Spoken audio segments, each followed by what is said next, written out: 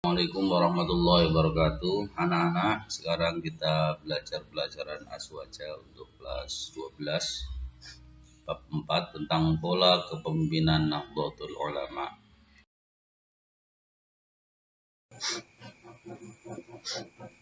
Ya, Nahdlatul Ulama atau lahirnya Nahdlatul Ulama ada situasi sebelum NU berdiri, ya. Pada waktu itu bermuncullah tokoh-tokoh pembaharu Islam, di antaranya di awal abad ke-19 di Timur Tengah ada kelompok pembaharu Islam Ibnu Saud. Di Mekah bersama dengan Muhammad bin Abdul Wahab membuat kelompok atau mazhab Wahabi. Kemudian ada Syekh Muhammad Abduh di Mesir bersama muridnya Rashid Ridho. Di Afghanistan ada Jamaluddin Al-Afghani.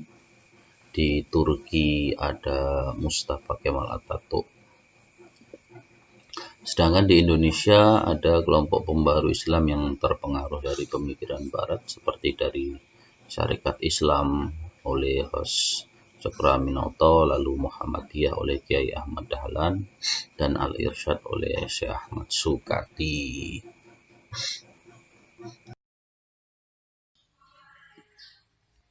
Latar belakang berdirinya NU. Sesungguhnya pemicu berdirinya NU yang utama adalah tindakan penguasa baru Arab yang pada saat itu kekuasaan Arab ini menggulingkan kekuasaan yang sah, ya, yang dipelopori oleh Raja Saud berkompromi dengan Muhammad bin Abdul Wahab. Nah, sehingga pada waktu itu Jazirah Arab, khususnya pada waktu itu Hijaz, dirubahlah menjadi nama Arab Saudi, ya, karena ini berkenaan dengan persinggungan dengan nama pemimpinnya. Nah, pada waktu itu juga Muhammad bin Abdul Wahab untuk mendorong untuk pemerintah untuk menjadikan Wahabi sebagai madhab tunggal di Hijaz atau di Arab Saudi pada waktu itu. Nah, dorongan-dorongan dari pemerintah Arab Saudi atau dari madhab Wahabi yaitu terjadi penggusuran petilasan sejarah Islam seperti makam beberapa pahlawan Islam dengan dalih untuk mencegah kultus individu, ya. Dan pada waktu itu juga di sana terjadi mauludan, perjanjian, dan amaliyah ahli sunnah wal jamaah lainnya, ya, istighosah dan lain sebagainya dilarang total. Dan yang terpenting yaitu usaha pencegahan pemerintah Arab untuk menerapkan 4 madhab yang sudah berlaku lama di sana. Jadi itulah yang menyebabkan NU harus ada, ya, untuk menjaga tradisi dan amaliyah Ahlussunnah yang mulai berjalan dan bersanad hingga Rasulullah SAW, ya. Dan amaliyah ini sebelum pemerintah Arab Saudi ada, dan kala waktu itu masih pemimpinan Hijaz, ya, ini berlaku di sana dan di seluruh daerah yang terutama Ahlussunnah wal Jamaah, termasuk penggunaan madhab 4. Nah, pada saat timbulnya adanya pembaharuan Islam di Timur Tengah, khususnya di Mekah, ya, di Mekah dan Madinah, ya, daerah Hijaz, ya, yaitu ada sebuah mazhab yang disebut mazhab Wahabi yang dibuat oleh Muhammad bin Abdul Wahab. Pada waktu itu di Mekah ingin diterapkan mazhab tunggal, yaitu mengabaikan mazhab 4 yang selama dari zaman para imam mazhab sampai abad 19 berlaku mau diberhentikan. Jadi hanya pakai mazhab Wahabi saja, yaitu mazhabnya Muhammad bin Abdul Wahab, mazhab kerajaan. Pada saat itu dunia Islam bergejolak di seluruh dunia. Nah, di Indonesia dibuatlah Komite Hijaz ya, yang dimotori oleh ulama-ulama pesantren untuk membentuk Komite Hijaz yang berisi pesan yang akan disampaikan kepada Raja Saud ya, Raja Saud terkait dengan penetapan mazhab tunggal dan penghancuran situs-situs sejarah Islam.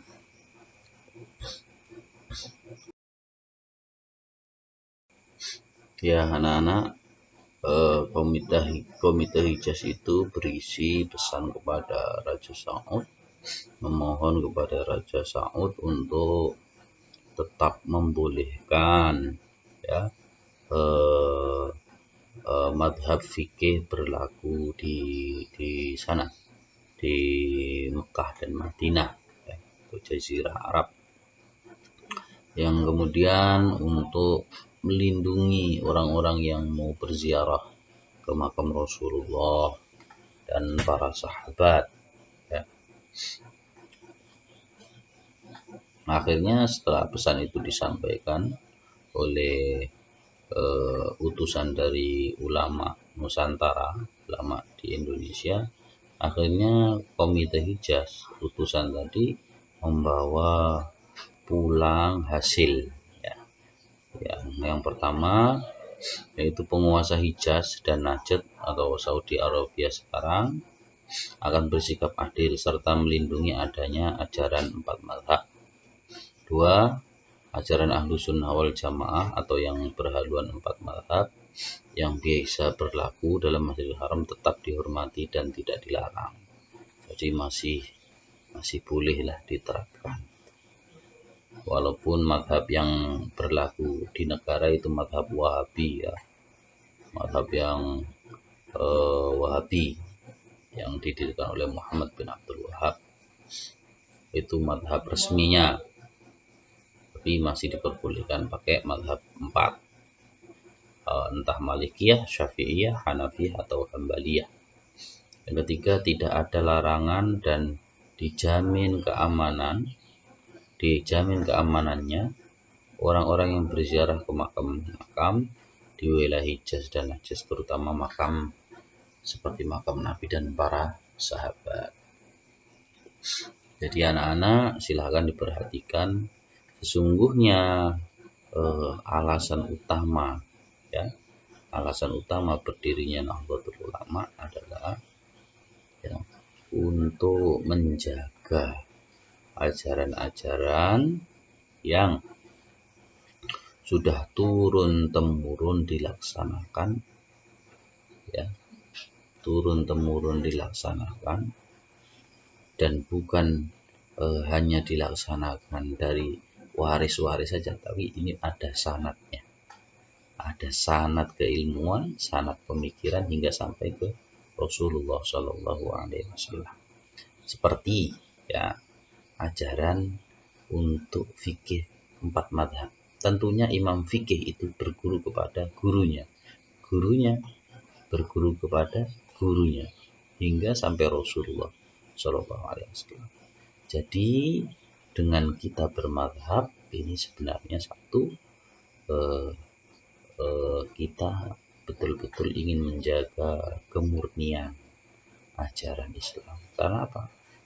Ya, bila kita mengambil ajaran Islam dari Al-Quran dan hadis sendiri, sedangkan kita tidak punya ilmu untuk memahaminya, maka akan terjadi pemahaman-pemahaman yang didorong dari nafsu ya, bukan pemahaman yang sesungguhnya, tapi pemahaman yang didorong karena hawa, yaitu dorongan nafsu.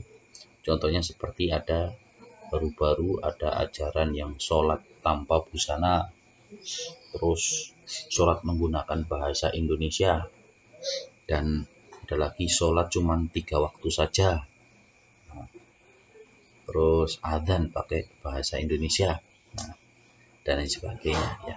tentu ini tidak sesuai, ya, bukan sudah ada ketentuannya, ya, kaifiyahnya sudah ditentukan.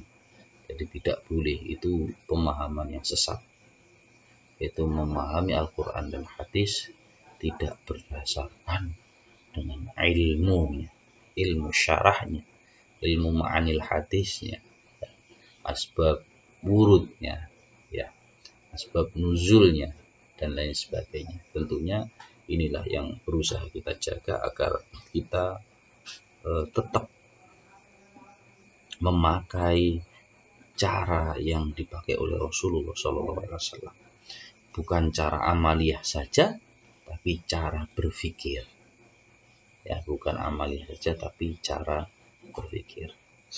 Demikian dari saya. Apabila ada yang ditanyakan, silahkan bertanya, ya, silahkan bertanya setelah Anda menyimak ini semua, bab 4 ini. Silahkan, apabila ada yang belum paham, silahkan ditanyakan. Demikian. Assalamualaikum warahmatullahi wabarakatuh.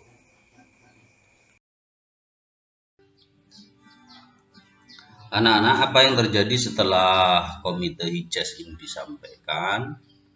Nah, pasca komite Hijaz, setelah komite Hijaz ini berhasil disampaikan dan mendapatkan respon positif dari kerajaan Arab Saudi, ulama-ulama pesantren ini setelah sepulang itu mendirikan NU sebagai wadah kesatuan paham Ahlus Sunnah wal Jamaah di Indonesia khususnya. Yang kedua, pesantren ini yang ada sebelum keberadaan Nahdlatul Ulama dan sudah bertradisi Ahlus Sunnah wal Jamaah ini menjadi basis terkuat Nahdlatul Ulama, karena Nahdlatul Ulama ini hanya mewadahi pesantren-pesantren tradisionalis, amaliyah-amaliyah yang sudah berjalan dan dibawa oleh pembawa Islam di Indonesia, di Nusantara pada umumnya, untuk diwadahi dalam sebuah wadah organisasi. Jadi NU secara bahasa itu amaliyahnya, tradisinya sudah ada sebelum NU itu berdiri. Itu. Kemudian untuk memperkuat itu, ya, maka diwadahilah dalam sebuah wadah organisasi yang disebut dengan Nahdlatul Ulama. Tujuannya adalah untuk menjaga ajaran Ahlus Sunnah wal Jamaah. Fungsi pondok pesantren bagi Nahdlatul Ulama, ya. Pesantren adalah lembaga pendidikan tertua di tanah air, ya. Sebagaimana kita mengetahui sejarah pesantren, ya, yang didirikan oleh metode basis pendidikan para wali dulu. Nah, seorang ulama ini dikelilingi oleh beberapa santri yang mempelajari agama Islam secara serius untuk menjadi penyebar dakwah Islam. Dalam bahasa lainnya, santri ini menjadi kader penerus perjuangan Islam, ya. Bukan hanya dilatih masalah keilmuan saja, tapi bagaimana memikirkan umat, ya, kesejahteraan umat, kecerdasan umat, serta dalam banyak hal lain, sa'adah fid dunya wa dunya wal akhirah, seperti itu. Setelah dididik di pesantren, maka seorang santri yang betul-betul alim, dia kelak menjadi ulama-ulama, ya, dalam bidang keagamaan dan sebagainya. Tapi setidaknya berikutlah peranan ulama, ya. Dalam bidang keagamaan, ulama itu sebagai pewaris para nabi, ya, sebagai pemimpin umat, mempunyai peran yang sangat penting sekali untuk memperjuangkan dan mengembangkan syariat Islam. Nah, ketika banyak sekali ulama-ulama yang satu yang tidak memberikan uswah hasanah, ya, berlaku kasar dan lain sebagainya, maka ini diragukan bila secara keilmuan saja menjadi seorang ulama, tidak. Tentunya prinsip-prinsip di kalangan ulama sepuh, dia juga harus selain alim dalam hal agama, dia bisa menerapkannya sesuai ya pengetahuan dan kebiasaan masyarakat sekitar, juga dia harus menjadi suri tauladan yang baik dalam bidang kehidupan berbangsa dan bernegara ya. Ulama itu harus satu, dia bisa memimpin masyarakat dalam menghadapi setiap bahaya dan ancaman ya, terutama yang merongrong bangsa dan negara. Kenapa? Karena apabila suatu wilayah berada dalam ketidakamanan, maka prinsip-prinsip keagamaan akan susah untuk diwujudkan. Sebagaimana contoh di negara-negara Timur Tengah ya, walaupun mereka aman dalam hal agama, mereka memeluk agama, tapi sekarang untuk menjalankan agama itu mereka sangat susah ya, untuk beribadah sangat susah, seperti di Palestina ya, dan di Suriah ya, terjadi ISIS dan sebagainya, bahkan banyak korban jiwa ya. Yang ketiga yaitu dalam bidang pembangunan ekonomi. Nah, ulama ini juga satu harus tidak ketinggalan ya, dengan fikih muamalahnya. Dia harus bisa mempelopori masyarakat sekitar untuk mewujudkan mempraktekkan nilai-nilai Islam dalam perdagangan, dalam berbisnis, dan bisa mengembangkan kesejahteraan perekonomian masyarakat sekitar. Dalam bidang hukum dan pemerintahan, ulama juga harus satu bisa mengambil alih atau menjadi penuntun bagi para politisi-politisi yang memimpin suatu wilayah. Dia harus bisa menjadi pengayom, pedoman, pembimbing, dan turut merumuskan peraturan-peraturan agar satu peraturan ini bersifat adil bagi masyarakat ya, bukan hanya bagi kaum Islam saja, tapi bagi seluruh masyarakat yang berbeda agama, yang berbeda keyakinan. Ini harus pada prinsipnya harus menerapkan keadilan, jangan sampai terjadi ketimpangan ya. Yang kelima adalah bidang pendidikan. Nah, ulama ini ketika dia membawai sebuah pesantren, pasti di situ ada ulama yang satu memberikan ilmu-ilmunya, pewaris pemikiran, keilmuan, dan sifat-sifatnya untuk menjadi penerus. Al ulama warasatul anbiya, menjadi regenerasi, terjadi regenerasi. Nah, itulah fungsi dari para ulama.